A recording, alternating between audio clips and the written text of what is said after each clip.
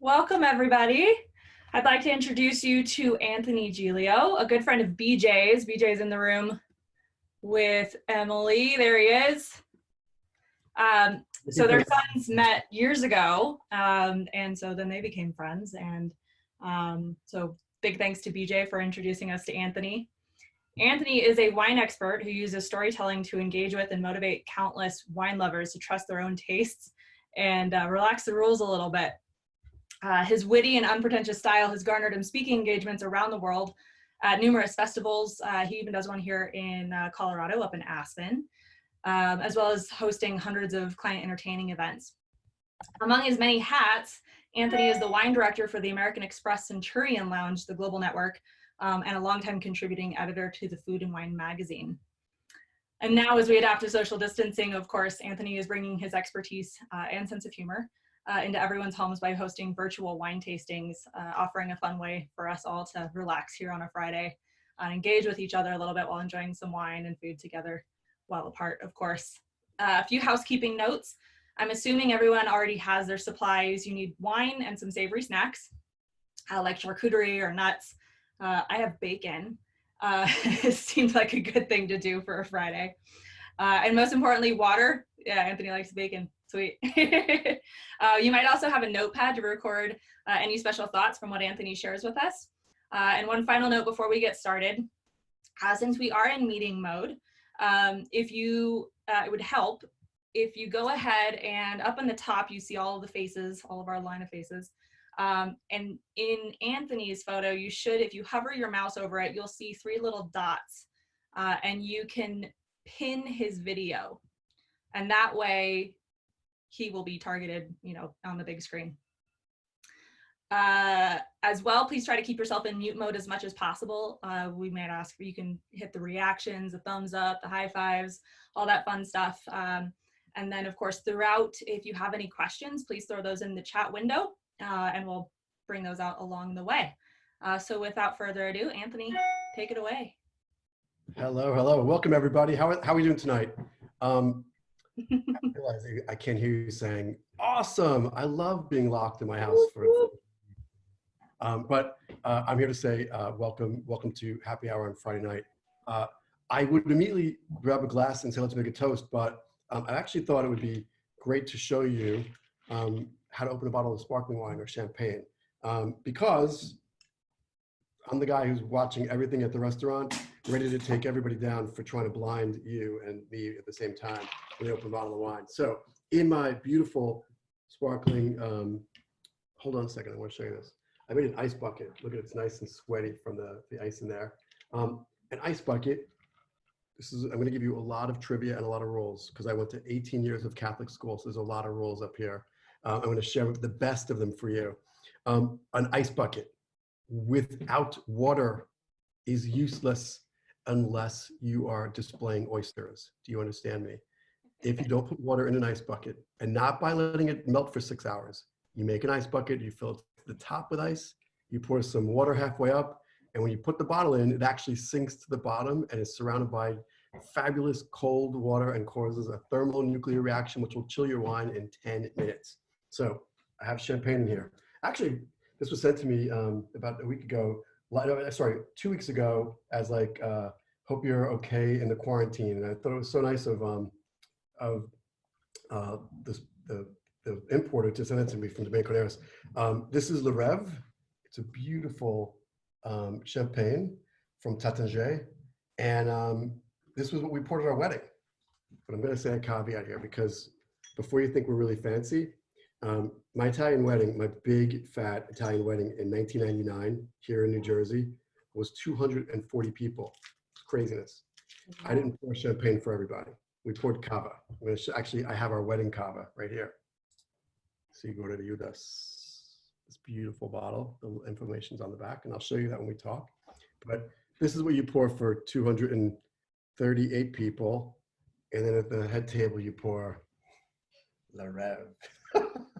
Okay, but I want to show you this. So if you noticed, I just took the foil off the top, right?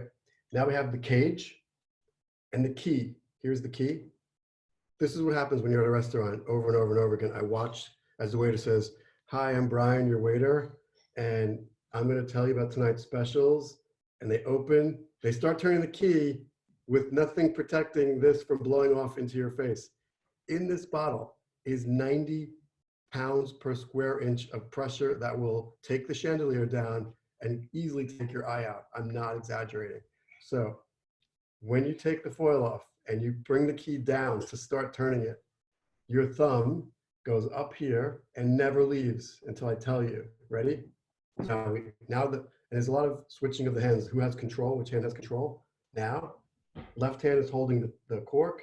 I turn the key. It's not very difficult. And you just stretch the metal as much as you can, but you're never leaving the top, right? Now, I move my hand like this to hold the whole cork. The cage is there too. The bottom, the other hand, I put under the bottom. So my right hand, my dominant hand, is under the bottom. Now, you fight to let the cork out without letting it pop too loud. So if this is with sommelier school, you get graded on the hiss, how little the bottle hisses as you open it, because you're trying to protect all those bubbles from being blown out of the wine. So it's the opposite of the Love Boat where you want to go, right? We want to go, ready? So you start to turn. So the top hand never moves. The bottom does all the work, and you turn, and it's already trying to get out. And you turn, and now it's fighting me. And I have to go real quiet. Ready? Do you hear that? Can you hear that? Yeah? BJ, I'm looking at your head. So the little tiny hiss. Now let's pretend the phone rings. There's a terrible emergency. You have to leave. If you put this bottle in the fridge standing up with no cork, come back tomorrow, perfect champagne. Perfect champagne. It will still all be there. If you blow the cork out like party style, you're letting so much gas escape with it, and you ruin the wine. It will go really fast. So in order for us to have a toast right now, I'm going to pour some. A little trivia for you. The bottom of a bottle is called the punt. This indentation is the punt. Champagne bottles are twice as thick as most wine bottles because they're holding back 90 pounds per square inch of pressure, right? When we control a champagne bottle, we hold it with our thumb underneath in the hole, and we pour like this. And it's so much easier on your hand to pour as you're trying to reach across the table, reach around people's shoulders, pouring around the table. And when you pour champagne, you have to go real slow so that you can get it to pour out and let the bubbles don't overflow. So you pour slow, slow, slow. It takes forever to pour around the table of 8. It's a lot of work. And I have this beautiful coupe. These are from my 30th birthday party. A friend of mine who was an antiques dealer brought me these from the 1930s from Paris. This is all sounding very fancy, but we'll get to the blue collar part, which is my whole story. But I'm going to put this in the ice bucket because it's going to go right to the bottom because there's ice and water. Did I make myself clear? Look at it go. I can't even aim the camera, but it goes, and it's sunk up to the shoulders. Everyone, grab a glass of something sparkling. And let's make a toast. Here is a toast to all of us who are home and healthy, to our continued health, and that we could all get a haircut very, very soon. Cheers, everybody. Cheers. Cheers. So Anthony, you probably don't know this, but we do have 2 hairstylists on the line, actually. 2 very good friends of mine, yeah. Responsible for my hair, in fact. Amazing. Was it social distance spa that you went to? I haven't been in months, so they're probably cringing. I'm doing your hair right now, like it looks beautifully blown out. I'm like, oh, you got a blowout before you get on. Okay. All right, so let me explain. Why sparkling wine tonight? So when BJ, Britt, and Charlie and I got on the phone together, we talked about like what would be a fun tasting that isn't, doesn't become like a task. Like everyone has to go buy this or call for this or order this. And I said, it's really easy, guys. It's sparkling wine. And here's why. Because most people have either a bottle of Prosecco or Cava in the fridge or in the cabinet that they don't use because whatever, I don't really like this stuff anyway. Or they have the very fancy bottle of champagne that's either a gift from the boss or a friend or an anniversary gift. It could be the wedding wine that they're holding on to for something special. I have really bad news for all of you. Anything that you're holding on to that's not in a temperature-controlled cellar, or if you live in a Scottish mansion with 10,000 steps down into the cold, cold cellar, it's going to go bad. And it's not going to last very long in your normal heated American home. So you got to drink this stuff. If your champagne is in the fridge, Brittany and I were talking about this earlier because she had something she was pulling out of the fridge, and I said, This is the biggest nightmare. I get letters like this all the time because I'm the online sommelier for American Express. So people write to me and say, "Dear Anthony, we're finally pulling out our 20th anniversary champagne that we've been saving in the fridge." And they say, "What should we pair it with?" And I say, "I want you to go to the wine shop, tell them the wine that you have from your wedding, and see if they have that vintage or a younger vintage, just for a fun comparison." And then they'll say, "Well, I don't think we'll drink 2 bottles of champagne." And I'll say, "You're going to need something to drink, because the odds of it being any good in your kitchen fridge after 6 months is actually a problem." So let me tell you why. All of our kitchen fridges have dehumidifiers in them, and people think that if you put wine in there for 6 months to a year, it's okay, but the cork is drying.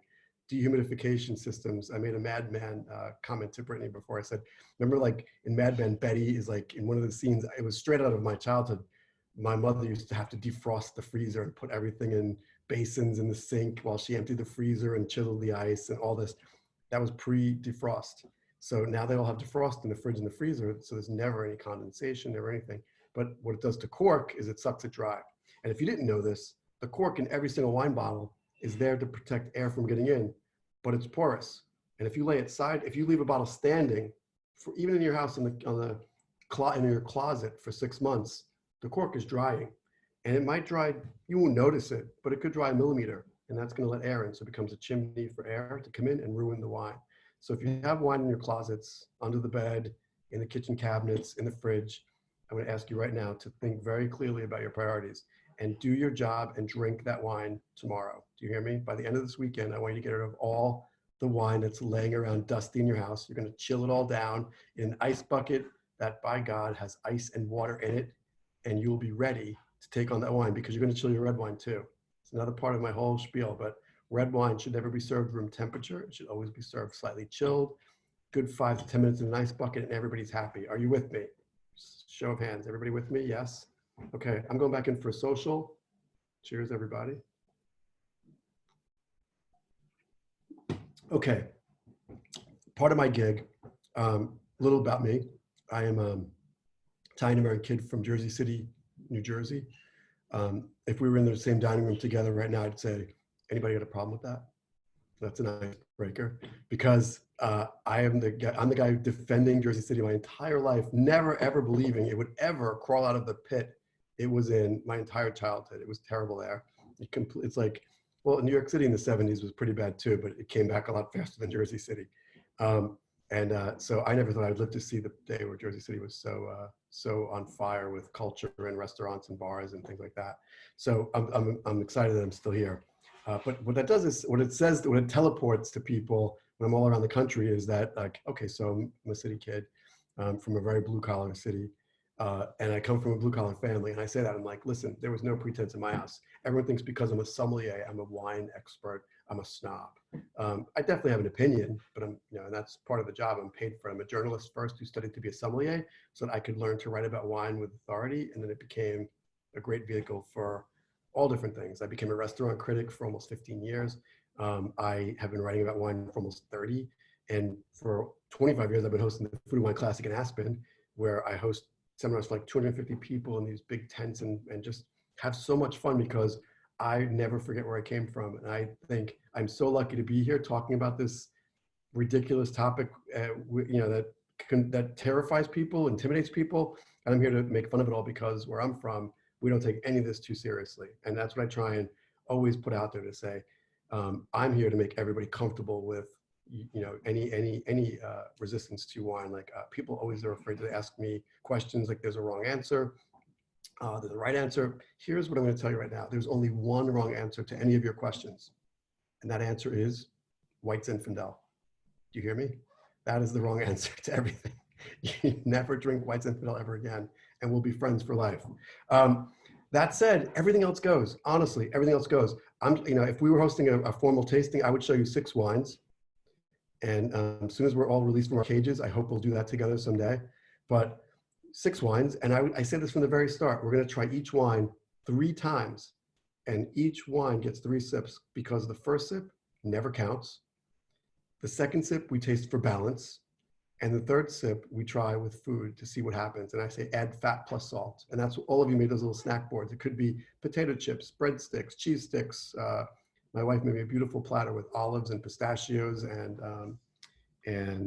some honey and some cheese and some crackers and sopressata from the Santa Maria down the block. So all these things, fat plus salt. Here's the thinking.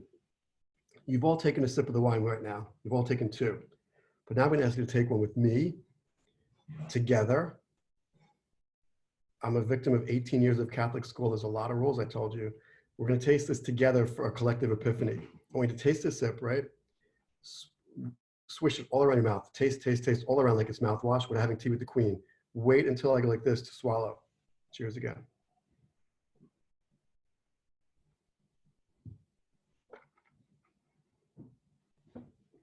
Down it goes. Now pay attention. Just think what's happening. So much juice is pouring in your mouth. The tide rises so quickly. If I don't swallow, I can't speak because there's just juice pouring in. So what happens in white wine is we salivate, it dissipates. We salivate, it dissipates, and it just keeps happening over and over and over until acid usually wins out. Acid in wine, I call it the Zamboni, little hockey reference there. It rides across the palate and clears it and gets it ready for the next sip or the next bite of food. How wine balances is a thought into whether, this is where I say, like, this is where your palate really matters. You may say, I don't know how to taste wine. I don't know anything about wine. I'm not an authority on wine. You're a master of your own palate. If we change the subject to something else, whether it's coffee or tea or steak, you know exactly what you want. Your coffee and my coffee are never the same. I like black espresso, no milk, no sugar. You like, BJ likes, caramel frappuccinos with sprinkles. It's very awkward when we go out for coffee together. So very different palates have very different expectations, right? So why would we expect to like the same things? But what I'm looking for is just to say, if you like that wine on the second sip, we're done, you're good. But if you're honest and say, I'm still not sure, I would say, okay, grab a bite of a potato chip. Let's grab a piece of cheese. Let's grab a piece of prosciutto or sopressata or whatever. Take a bite of something, try it again and see what happens. So grab whatever's in the snack tray there, take a little bite. And then after that goes down, try it with the sparkling wine again.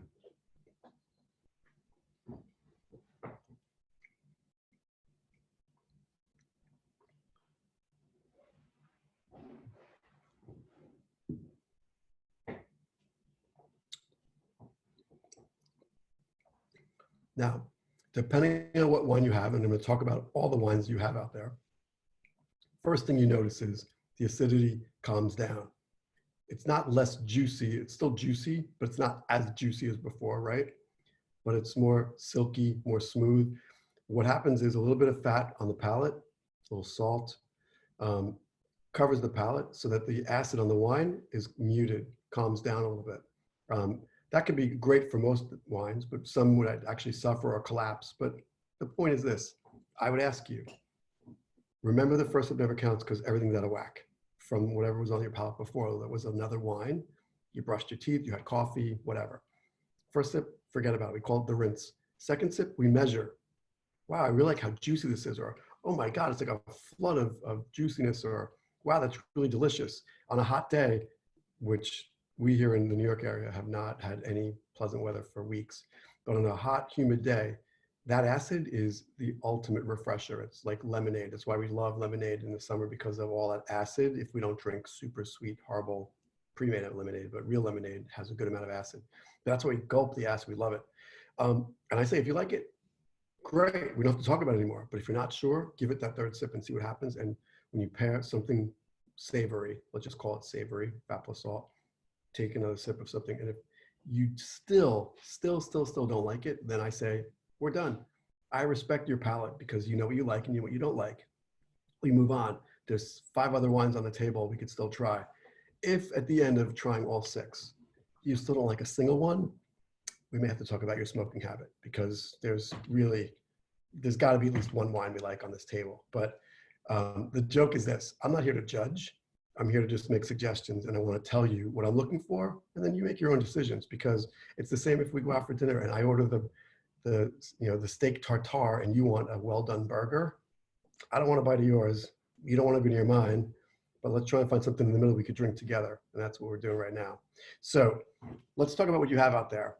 Through the comments, I wonder if you could tell me what you have. I'm not going to be able to read them immediately, but it'd be interesting to see what people have out there, because it's going to be one of the following wines: real champagne, Cava from Spain, Prosecco from Italy, or a sparkling wine from anywhere.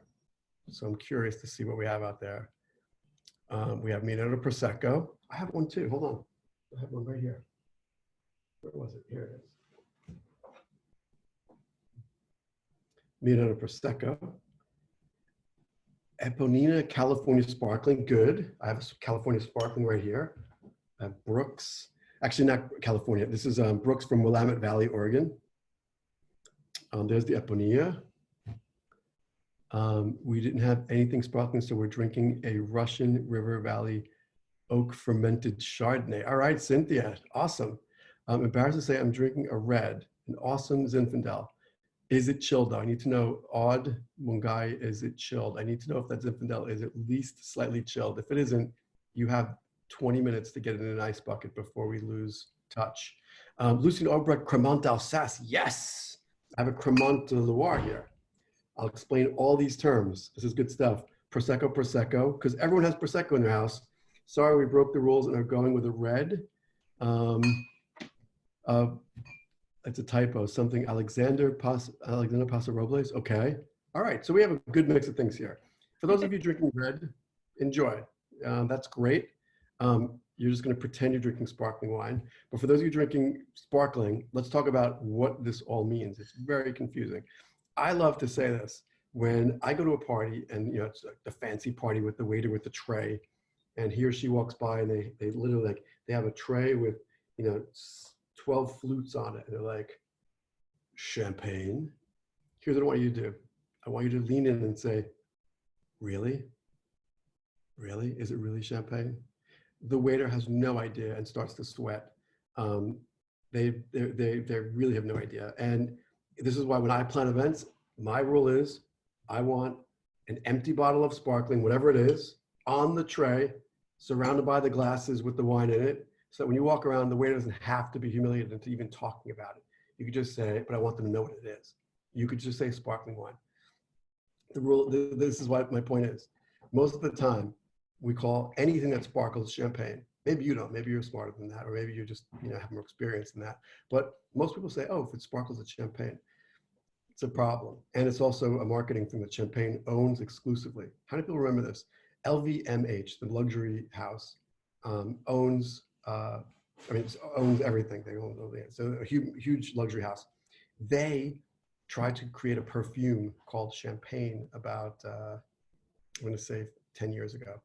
And the French government locked it down and said, you cannot name a perfume Champagne because champagne is champagne. And that is the end of the story. And it went this huge lawsuit and huge headlines, and it was great in the wine world. We were laughing like, this is so stupid, but it's true. Champagne owns its name. And here's what we're talking about. Champagne is a place in France. They don't have states in France, but they have regions. This would be the Champagne region. So on the map, look at Paris and then look east. It's straight across. You can get to Champagne within half an hour from Paris on a train, on a high-speed train. And in that region, the zone is protected. Only grapes that grow within the protected zone are allowed to use the forward Champagne on the bottle. If they're not from Champagne, they can't say Champagne, but if they're still French, they use that word Cremant. Whoever out there has the Cremant, someone said, I think Cremant de Bourgogne or Cremant d'Alsace, the word Cremant, C-R-E-M-A-N-T. I think you could see it here if I hold it close. Cremant. Anthony, I popped up the map too in the share. Oh, okay. Oh, I actually look at my notes. That's why I don't see it. Okay, great. Oh, perfect. So from Paris, straight across, you have Champagne, really close. It's really funny. I just hosted a tasting this afternoon. We were talking all about Alsace. I'm going to make one detour and just say this. This is your freebie for the weekend. When you're ordering wine, your next wine order, I want you to ask the wine shop if they have Riesling. Stop it. I want you to all stop it right now. Stop your hating of Riesling. Everyone that I know looks at a bottle of Riesling, they look at that tall, skinny bottle, and they say, no, I don't like sweet wine. I'm not talking sweet wine. I'm talking beautiful wine. There is a joke in my world. How do you spell sommelier? How do you spell sommelier? R-I-E-S-L-I-N-G. We spell it Riesling because it is the ultimate food wine. It makes everything taste delicious, and it's not just sweet. There's dry Riesling. Germany, which is where it hails from, makes tooth-achingly dry Rieslings and tooth-achingly sweet. And in the middle are the beautiful ones that you could ask about. But Alsace, France used to be part of Germany. So this is where you have beautiful, the food's there, the people there, they all still speak German. But in that region, you could find Riesling because that's the culture. And unlike the rest of France that doesn't use grape names, you could still find all the grape names in Alsace. Pinot Noir and Riesling are the two predominant grapes. Pinot Noir, Pinot Blanc, Gewürztraminer, beautiful grapes, but they don't add any sugar. So they're dry Rieslings. They're gorgeous, gorgeous Rieslings. So just remember Alsace. And by the way, Britt, I wrote to Steve DeLong, whose map this is. This is DeLong's map. Steve DeLong is in London. I can't say he's a friend of mine, but we've been pen pals for years because he's making these gorgeous maps forever. And I always ask if I could use them for different events. He corrected me. He said, no, I'm sending you shareable files, but this isn't it. I have a new download. I'll send it to you, Brittany. You can send it to everybody who's clocked in all the files. He's sharing downloadable files that have the trademark on them. He just wants to make sure that they're branded with his trademark. But you could have all these maps you're going to see today. So back to, well, you could leave that there if you want. That's fine. But I just want to say this. So if it's from Champagne to Champagne, anywhere outside of Champagne, they have to use the word Cremant, C-R-E-M-A-N-T. If you speak a little French or fake it like me, the T is silent, so it's Cremant. And depending on the region, so just south of Champagne is Burgundy, which is called Bourgogne in French, so Cremant de Bourgogne. Loire Valley, just south of Paris, Cremant de Loire, which is mine, right? Cremant de Loire. What does that mean? It means made like Champagne, but not from Champagne. Simple as that. Someone out there has something from California. Brittany, you have the California sparkling. I have the Oregon sparkling. So this is Brooks from Oregon. On the back of the label, it says Sparkling Riesling, Willamette Valley, Methode Traditionnelle. Traditional method means Champagne method. What does that mean? I'm going to tell you. It's a lot. It's a lot of work. So we're going to draw a line right down the tasting and say, if you have Prosecco, we're going to put it over here to the right. If you have anything else, to the left, because everything else to the left is made like Champagne. Prosecco has nothing to do with Champagne or how it's made, which is really ironic because at all these parties you're going to where people say Champagne, they're probably pouring you Prosecco. Prosecco is the most popular sparkling wine in the country. We are leading exports from Italy. We import more Prosecco than any other country, I think we import like 60 million bottles a year of Prosecco, last I read. 60 million bottles of Prosecco. Champagne, 12 million. It's that disparate. And yet people book, we're all one group. They're all just sparkling wine, bubbly wine, fizzy wine. Nothing to do with each other. Made completely different. So what's the difference? Let's start at the top. So we're in Champagne. We're in Champagne, where you're allowed to grow 3 grapes. 3, well, I'm holding 2, 3 grapes. I love to play Jeopardy if we could, but there's not, can we unmute just to see if anybody answers, Brett, just to see like if we play Jeopardy. I'm gonna play Trebek, and I'm gonna say, these are the 3 grapes of Champagne. Anybody? Chardonnay. Yes, Chardonnay. Bordeaux. What? Bordeaux. Pinot. Bordeaux is a place. Chardonnay. Pinot. I heard Pinot. A Pinot. Noir. Pinot Noir. Pinot Noir. And Pinot Meunier. yes, Karen. Come on, Karen. Are you like? What'd you Are say? you in the business? Are you in the business? What'd you Are say? you like a lot of champagne? I design software. I'm a product designer, but I have a wine handle. All right, perfect. Awesome. Congratulations. You get nothing, but congratulations. Let me repeat. 3 grapes. Chardonnay, Pinot Noir, Pinot Meunier. If you know anything about grapes, Everyone knows that Chardonnay is white, right? Yep. Pinot Noir is what color? Red. Pinot Meunier, you don't know, but Pinot Meunier is just like Pinot Noir. What color? Red. Red. 2 red grapes, 1 white. Hmm. I'm gonna pour some champagne right now. What color is my wine? White. White. Completely white, right? So, winemaking. Kind of a peach color. Sorry? It's a little bit peach. Mine is peach? Mine is. Oh, yours is. Yeah. Yeah, I mean, it could be aged. Is it old? Is it a vintage wine? Has it been in the closet for a few years? Yes. So as wine ages, Brittany, as wine ages, it actually takes on color. Ooh. Sorry, as white wine ages, it takes on color. As red wine ages, it loses color. So we had a bottle of Bordeaux and a bottle of Chardonnay, and they're both 25 years old, 30 years old. If you once you open them, the Chardonnay might be as dark as a cup of tea with no milk or sugar, and the red is the same color. Red wine becomes brown as it ages, and white wine becomes brown as it ages. They both need color. Hmm. Whether they're good or not depends on how you stored it and the quality of the wine, but it still could be delicious. The color will be an optical obstacle. Does that make sense? But by the way, that's not going to happen to anybody in this room, because if you're like me, we, like most Americans, drink wine within 48 hours of purchase. Unless it's what you probably think, Brittany, is a crappy bottle of sparkling wine you're going to leave in the bottom of the closet until I ask you to take it out, right? Yeah. Impossible. So let's go back. We have 2 red grapes and a white. Why is champagne white? Because if I sent all of you to your fridge now to grab some grapes, the biggest, reddest, or blackest grapes you could find, squeeze them over a paper towel right here. What color is the juice? Karen, I know you know this. It's Cynthia, white. It's what clear. color? Sorry? Clear? Clear.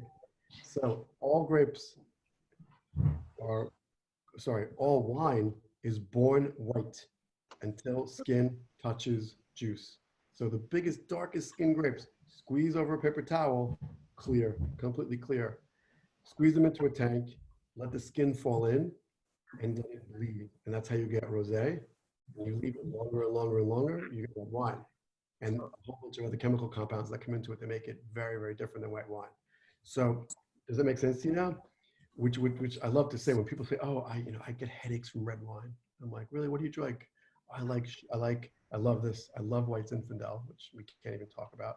I love White Zinfandel, or I love champagne. And I'm like, "Really? You like champagne? Because you're drinking red wine. You are drinking red wine. You are a complete pain in the ass, fancy pants who just has a crazy theory about nothing."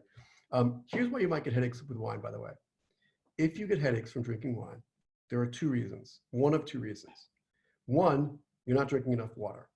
And this happens to all of us. And I'm not looking at you demographically. I'm just saying it. None of us are 22 anymore. We're not processing wine like we used to, or any alcohol like we used to. You must drink water every time you're at a restaurant or every time you're home and you go to fill that glass again, or the waiter walks by to fill the glass again. Grab the glass of water and down it. By the way, because I know this so well, I'm the guy who says to the waiter, "No ice in my water. I just want it cold, but I don't need it to be frozen because I want to be able to chug that water." I drink water all through dinner and I have no headache the next day. The less water you drink, the bigger the chance of you getting a hangover. But the other thing is, people who say, "Oh, I get headaches from red wine, I get headaches from white wine." The truth is this: let's ask the real question: what kind of wine are you drinking? Because the sad truth is, depending on where it's from, the cheaper the wine, the higher the impurities in the wine. I would freak you out if I told you that, like, from great countries all around the world, if you're buying $10 wines or $7 wines or $6 wines, $2 Chuck, set a whole new standard for things. But people expect that. And $2 Chuck actually wasn't bad wine. It was actually quite good. But like, people wanted to buy under 10, but they're afraid to because it's bad. If you're drinking that kind of wine, there's cheap exceptions being made. Let's say this: how do you filter wine properly? You could use a centrifuge. In classic winemaking, you actually crack egg whites over the barrel and let it pull all the impurities out of the wine as it settles to the bottom. This causes trouble with vegetarians or vegans or whatever, but egg whites is the standard in a lot of classic winemaking. How do you get around that? you pour pulverized fish bones over the top of the barrels. There's chemical powders that could be used to sink through the wine to pull out impurities. So the cheaper the wine, the higher the risk of impurity or shortcuts being taken to drink wine. That stinks because I'm the king of $10 wines. I love finding great values. And sure, $10 is not so easy anymore, but under 20 for sure. But you have to know where you're looking, right? And I think we'll talk about that when we get to Cava, but Spain is the single greatest country on the planet for bargains. But I'm way off on a detour. Let's get back to Champagne and make sense of all this. So 3 grapes, Pinot Noir, Chardonnay, Pinot Meunier. If the bottle of Champagne says Blanc de Blanc, white of whites, it means white of white grapes. If it says Blanc de Noir, white of black. In Europe, they don't say white and red grapes, they say green and black grapes. So, I'm sorry, they say white and black grapes. So red grapes are black grapes. They would say white from black. So it means Pinot Noir and Pinot Meunier, 100% Pinot in that bottle, but no skin contact, so it's white. So you have all red wine or all white wine, Blanc de Blanc or Blanc de Noir. Classic though is a blend, usually 70% Pinot Noir, Pinot Meunier in various combos, 30% Chardonnay for creaminess. Does that make sense? But here's the real thing. How to make champagne is such a colossal pain in the ass. That's what separates it from every other wine on the planet. To make champagne, you would take 3 separate blends. So I take Pinot Noir grapes off the stems, press them and no skin contact, ferment Pinot Noir Blanc. Pinot Meunier, same thing, stem, ferment, press, ferment, Pinot Meunier Blanc. Chardonnay, pull it in, destem, ferment, Chardonnay, it's always white. Then you blend the 3 of them together to however you want, to house style, let's say. Then you put them in a bottle, and you put them in that big heavy bottle, right? So that's gonna hold the pressure in there. And you put the wine in there, and then you only fill it to the neck, to the shoulder. We call this the shoulder, where right before the neck is the shoulder. Put it here, add cane syrup, sugarcane syrup, and yeast, and we put a crown cap on it. And now it ferments again in the bottle. So that's how you get the bubbles, right? Now, this happened 300 years ago. French monks figured this out. They used crown caps, they use a temporary closure, but you now call it second fermentation. What do you do with it after the fermentation ends? Now you have all these solids floating in the wine, they need to come out. But we don't want to open the bottle because then we lose all the bubbles, right? So they built these racks called riddling racks. And you see them in restaurants, and if you go to wineries, it'll just look like a board with measured holes that are on an angle so that the bottle can fit in like this. So you'll see boards that can hold bottles decoratively. But in the cellar, they're on these A-frames, and they have levers. And what they do is they start with the bottle this way, and every day they pull the crank. It's called riddling. Chick, chick, chick, chick, chick, chick. And every day that movement brings whatever solids are up here down into the neck. All right, so again, 300 years ago, how do we get this out of the neck without losing the bubbles? We freeze the neck. 300 years ago, how do you freeze without a freezer? You bring snow down from the mountains, you make a salt brine, and you dip each bottle into a salt brine, and you freeze the solid. And then you gently turn it sideways, remove the temporary closure, and the gas that's here pushes the solids out. And then you slowly turn it up by hand, fill it with the same blend, but you could add sugar or leave it dry to make a sweet or a dry champagne. And then you put the cork in, and then you put the cage on, and you can put it back in the cellar, and by law, it must rest for a minimum of 2 years. Many houses do up to 5, sometimes 10, depending on the bottle. This is why champagne is so expensive. Do you see the process, how crazy it is, right? I hope it would give you some newfound either respect or, holy shit, I still don't like it, but that's interesting. That's what I'm trying to say here. So this is what you have in the bottle, this amazing amount of work to keep those bubbles in. If you do this in champagne, you can call it champagne. If you do it outside of Champagne, but you're in France, you call it Cremant.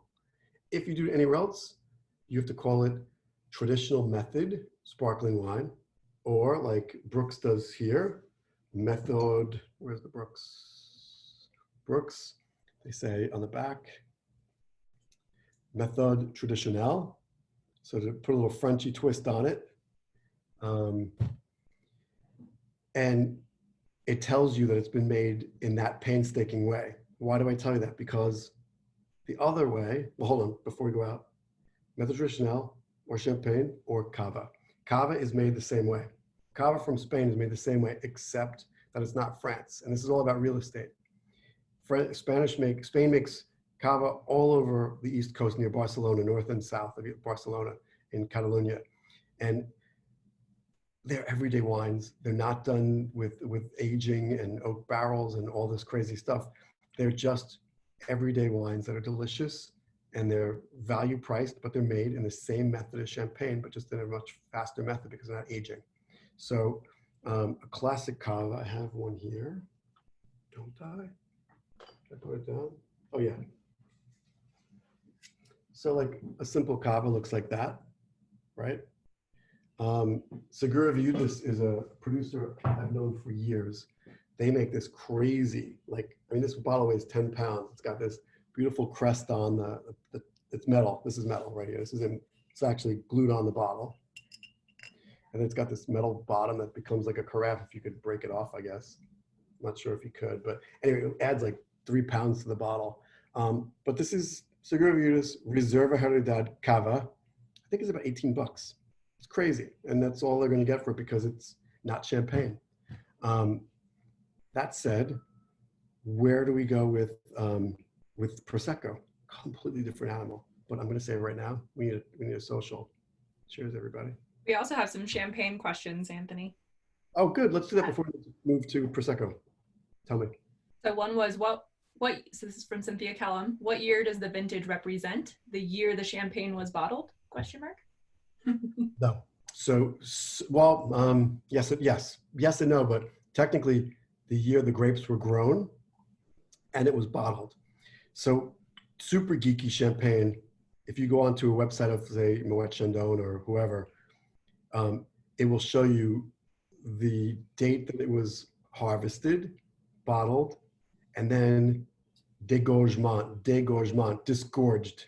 Dégorgement is when they pulled all the solids out and then they added the new wine again. So that's like the second phase.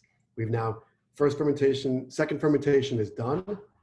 Dégorgement, we've disgorged all of the solids from the second fermentation, and now it gets refilled and aged. So you can find all that on a really good website for a good Champagne producer. But vintage means the year of the grapes always, on any bottle of wine. If the bottle says 2012, it means that the grapes were grown in that vintage. What's interesting, so talk about Spain again. In most first world countries, we make the wine, we bottle it, we age it as fast as we can and get rid of it so we can get it onto the market and make our money and be done with it.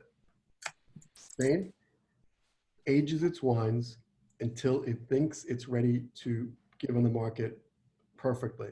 Meaning, if you go into a wine shop, and I want you to just go into any good wine shop locally and say, what do you have from Spain? You'll be shocked at some of the vintages you see, like for Rioja, Gran Reserva. You might see something from 2015 or 2014 or 2012. That is the current vintages of those wines. And you might think, gosh, have they been sitting here for 8 years or 10 years? No, they age them before they release them. So you buy them pre-aged. It's nuts. It's completely nuts. And they're still $20. But that's Spanish tradition and Spanish quality. I'm telling you, you can't get anything like that from the more progressive markets around the world where we just do it as a business. Like, let's get out of the Spanish. The Spanish say, no, we stand behind this. We want to make sure it's perfect before you get it. But then when you get it, drink it. Do not put it in the closet like that sparkling wine. Questions? Go ahead, Marilyn. So it used to be a bottle would say méthode champenoise, and I heard you use méthode traditionnelle. So has that replaced the méthode champenoise? Did people in Champagne say, no, you can't even use that? It's true. So the Champagne people don't want you to use the word at all because it's like stay in your lane. But like, by the way, Brooks using method traditionnel is actually not legal by American, like, our insane amount of stupid laws in this country about wine and booze. But nobody's buying this unless you go to the winery, typically. And they sent it to me because I'm a journalist and I write about it. But like, you can't buy this in most wine shops, so they can do whatever they want because it doesn't have to cross state lines. Once things cross state lines, I just hosted a tasting this afternoon, 65 people. I had to do 2 sets of wines. 60 of the people on the 65-person call all got the wines. I sent them from my wine shop in Tribeca. 5 people lived in the states that don't reciprocate with New York: Illinois, Washington, South Carolina, Idaho, and Iowa. So it's ridiculous. And our country is so screwed up with interstate laws about shipping wine between borders. So I had to have a whole second flight of wines just for them and double up on all the information I was giving. It was sort of nuts. But I want to, and so that's what I'm saying. So Brooks wouldn't be able to sell this across state lines because the method traditionnel is not what you're supposed to say traditional method in English, so that all of us idiot Americans who don't speak even presumptive French by looking at the words method traditionnel can draw the conclusion that that probably means a method that's traditional. But again, we're not expected to now just to be that sophisticated. We have to say it in English, traditional method. So answer your question, Marilyn? All right, we'll keep going. What else? This one's actually not related to champagne. It was related to the California bit. So this is from my buddy Ned. He says, some wines seem to give me a worse histamine reaction. I think it's usually California wines. What say you? So histamines is the real reason for your headaches if you're having headaches, not sulfites. The sulfite urban legend is powerful and strong, and it's out there, but it is an urban legend of complete BS. People say, oh my God, the sulfites. If anyone wants to take the time and Google what foods in your house have sulfites, what drinks in your house have sulfites, it's in everything. Sulfur is naturally occurring in all organic matter. It's in every wine you've ever tried. There's no way to take it out. This is sulfite free? No. It's just below a certain level that the government deems is okay for whatever reason. But you can't ship wine across the Atlantic on ships as they did, for years and years and years, and it still happens now on containers, without adding sulfur dioxide. It's in everything. It's not the problem. People are telling this while they're chomping on golden dried apricots, which are so filled with sulfites, they probably wouldn't digest for while you're in your coffin. So we can't talk about sulfur dioxide that way because it's complete nonsense. It's histamines, and histamines are usually brought on by tannin. So people say, I'm allergic to red wine and champagne. And I say, well, there's a parallel between red grapes and champagne and red wine, histamine. Let's try it first on Blanc de Blanc champagne. 0 red wine in there, red grape. Let's see how you feel after that. And let's take you even lighter on the red. Go to Beaujolais. Go to super, super, super light Gamay red wines that have the least amount of tannin and see where we are with that. So histamine reactions are usually triggered by tannin. That's in my experience how I understand it. Some people just have acute allergy to wine in general. So I'm not going to say it's the be all end all, but my experiment has worked a lot for people when I say, let's just forget all your red wine proclivities and go to the super lightest we could find commercially, which is a beautiful Beaujolais or Gamay from France. And if you go super, super light, or go to Champagne with no red at all and see how you feel, could be a game changer for you. But everybody's physiology is different. Brittany. We've got a couple more questions from Vidya. What's your favorite champagne, Prosecco, and Cava? Oh, that's crazy. I'm too cheap to buy champagne, so my favorite champagne is whatever comes in the mail. Like today's commercial is Taittinger Le Rêve. I don't want to the computer, but hold on. I told you this before, so I don't know who came late, but Le Rêve is Taittinger. It's a beautiful bottle. I think this is about 80 bucks, maybe 100 bucks. Good champagne starts at least at 40 at the cheapest end. I don't need it, honestly. I mean, I'll a special occasion, sure, but I'm perfectly fine with good sparkling wine from anywhere. Italy makes beautiful sparkling wine that's not Prosecco. And then, you know, I have Cremant de Loire, Cremant de Bourgogne, all the Cremants that are really great. I'll do that for sparkling. Prosecco, I'll tell you why. I don't drink so much Prosecco by itself. I use this as a vehicle for sparkling with other things like Aperol. Best friends with Aperol right there. And I'll tell you why. But let me answer your question first. So favorite champagnes? Not so sure. If you're buying, so the joke, oh, that's also one of my jokes. People say, what's your favorite? I'm like, who's paying? Are you paying? Krug. I will take Krug, Krug, any day of the week. Look up Krug.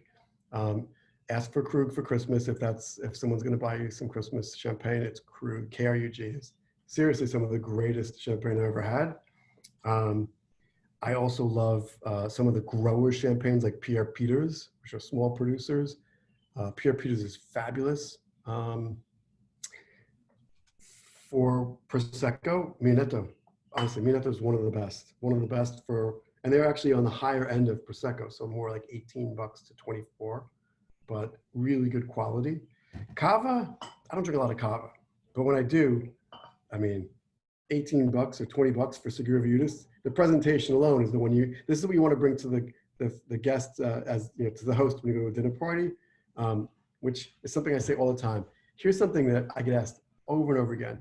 Anthony, if I go to a dinner party, shouldn't I, and I bring a bottle of wine, isn't the host supposed to open it?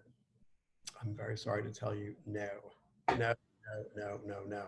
They have their own plan. You're a guest. You're not supposed to be making trouble. You're supposed to come with a candle and say, thank you for having me, and be done with it.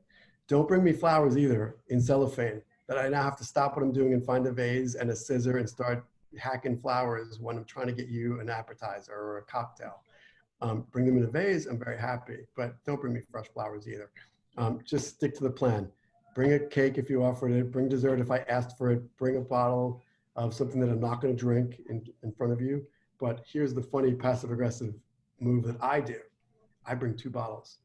I say, BJ and Emily, thank you so much. This is for you. Thank you for having me. Emily, take that.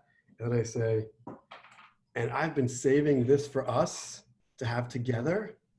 I don't care that there's 12 other people here. I'm going to make that up and just say I've been saving it for us. And I'm going to open it right now. You don't have a choice because your hands are full with this. And I've made such a big statement already that I'm opening what I want. What this does is it guarantees that if they're terrible hosts and they only pour cheap wine, you get 1 good bottle and then. But the truth is you can't expect to open your wine if you only bring 1 bottle and give it to them. They will put it away. I learned the hard way. When I was just getting started, I was in my 20s. I got invited to a very famous cookbook author's house, and her husband was a big Italian wine expert. And I spent a ridiculous amount of money for a 20-year-old. I was like $160 on a bottle of Amarone because I knew this guy liked Amarone. Okay. It was like 1974, something stupid. And I brought it in, and he looked at it and he said, "Thank you." And he left the room and put it downstairs in the cellar. And I just stood there with my mouth open, like, "Wait, what? What just happened?" I feel like I got mugged. And I learned from that day forward that had I brought something else for the host, and that one you put on the table and say, "I know you like Amarone. We're having it right now," or with dessert or whatever, it's going to happen. But that's me 30 years later. Does that answer your question? Does that? We have actually a couple more questions, but we only have 3 minutes left. So I'm going to pick one because there seems to be a theme here. Wait, I didn't talk about, we only have 3 minutes? Right, and that's the thing. Everybody wants to hear about Prosecco. I'm so sorry, I talked to you. And how is it made? Kat wants to know. So the whole conversation tonight has been about 2 fermentations, right? So you know champagne is 2 fermentations, 1 in the barrel, 1 in the bottle.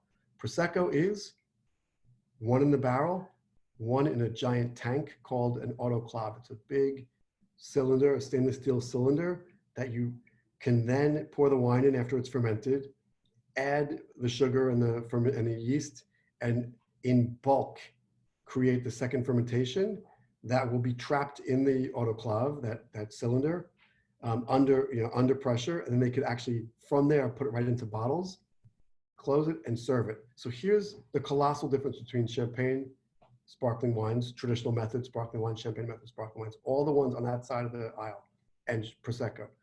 all the sparkling wines, those champagnes and sparklers, are meant to be aged, and they taste really, really layered in complexity. Nothing fresh about them. Usually, like as a sommelier, the flavors we pick up in champagne typically are like mushrooms and yeast and biscuit and things that are fermenting and developing and have been around a while. Prosecco is freshness, flowers, minerals, fruit, by design. It's meant to be bottled and opened immediately. There's no age, there's no fuss. Open it and drink it and be done with it. And that's Prosecco, even if it's a more expensive model or something, but it's never meant to be, it's not been aged for at least 2 years, if not 5 or 10. It's fresh and new. So I always say Prosecco for me is about immediacy, about a quick toast, or put it in cocktails in a great Aperol spritz. But champagne is something that you take your time with. You pour it and you smell it and you taste it. It's like, wow, this has been developing for a while. This did really well. This doesn't do so well. But you don't have to Prosecco because there's nothing to talk about. It's delicious and it's fine and it's 12 or 15 bucks. That's the difference. Does that make sense? All I'm trying to say is I want you to not like, I don't want you to dislike one for the other. I want you to treat them completely separately. All they have in common is bubbles, but that is it. Sparkling wine plus champagne is one side. Prosecco over here in the party, it's in the party lane. Put that there just for fun. It's just for fun. And I'm done. What else? What else you got? Brittany, I can't hear you. Right, because I was muted.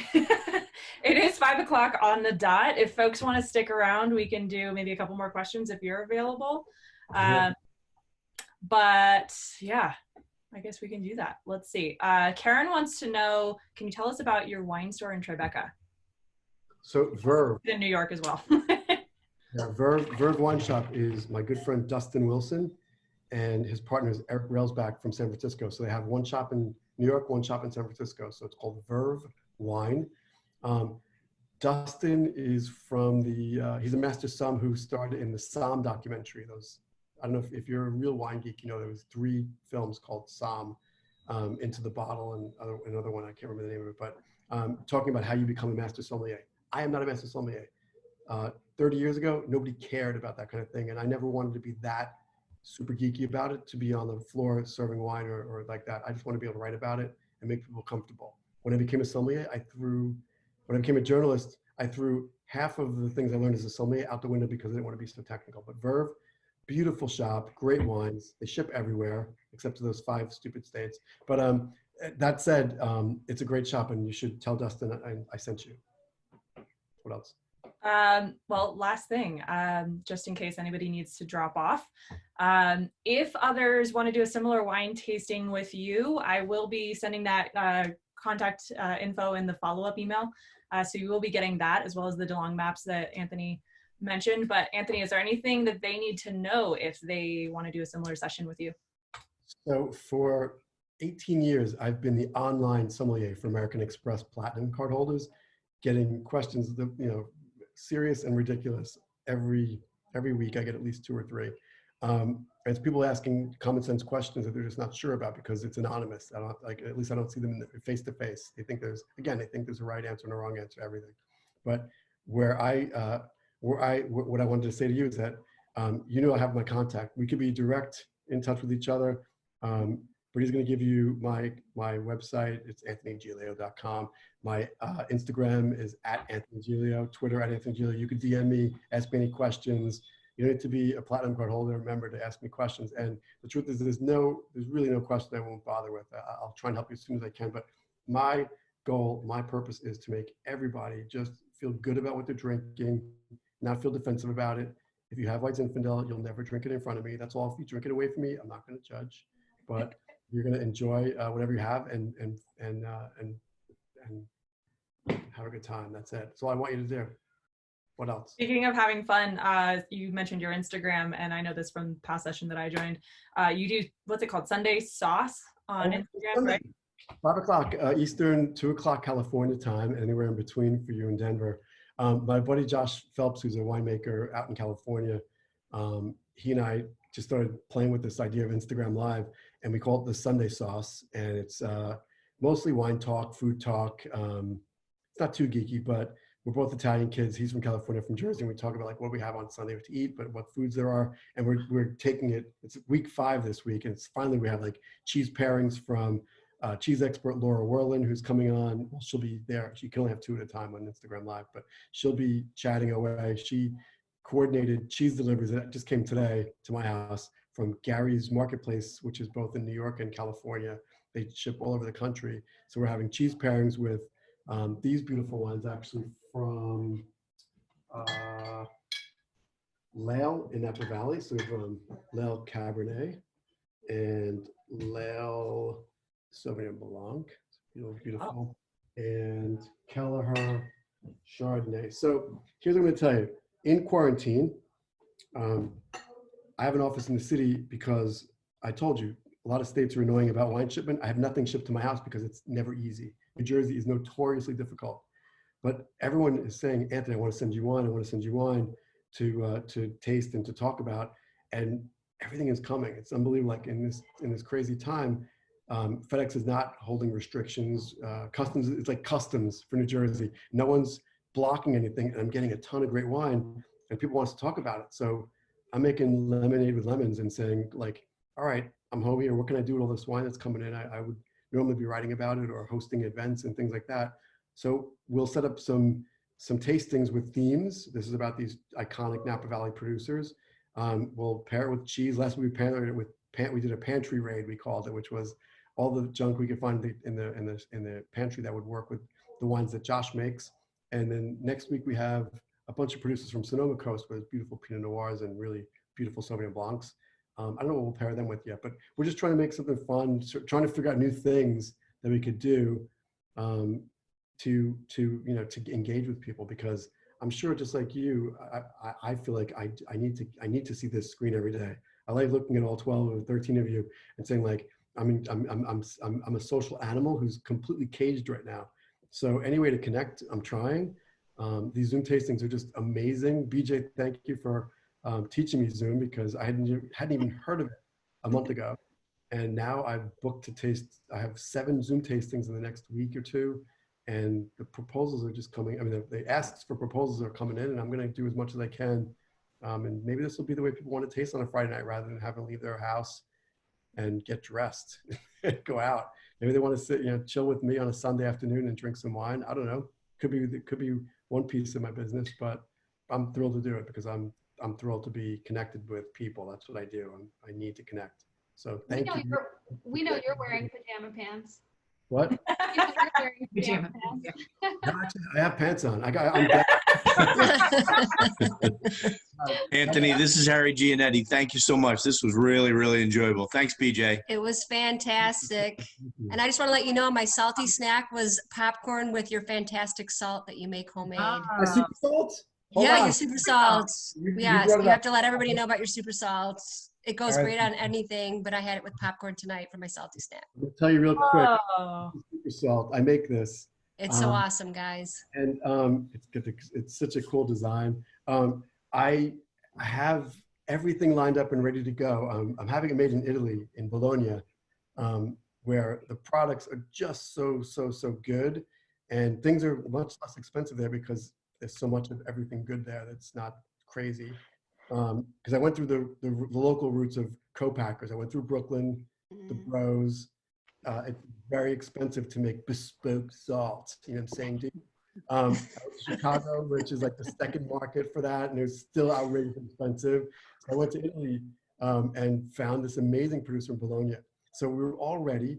The salt samples he sent back with my recipe are out of this world. It's just, I mean, I'd love to share all. I made 22 pounds of it this week in my mother-in-law's basement, just as a therapy exercise and chopping for hours. But we were getting ready to debut at the New York City Fancy Food Show in June at the Javits Center, which is currently a hospital. So that's not happening, but that's when I was getting ready to relaunch the all new finished super salt. So for now, it still remains a prototype, but I have bags of it. And next week, once I package all of it, I think I'm only going to yield about, if I made 44 or 50 bags of it, maybe, that I'll be able to sell. But it's not even easy to ship things right now because lines in the post are a nightmare, and you have to everything has to be weighed. But anybody local, let me know. I'll post it on Instagram. If you follow me on Instagram, Okay. at Anthony Giglio, you'll see I'll post it if it's ready, and we'll. Thank you for that. This stuff makes everything taste better. It's It unbelievable. does. does, It- yeah. Everything. It was my salty snack Well, with popcorn. thanks, Anthony. It was awesome. Thank you. Thank you. Thank you, Anthony. Thanks, everyone. Thank Final- you. final- This is final really social- great. Thank you very final much. Here we go. Cheers.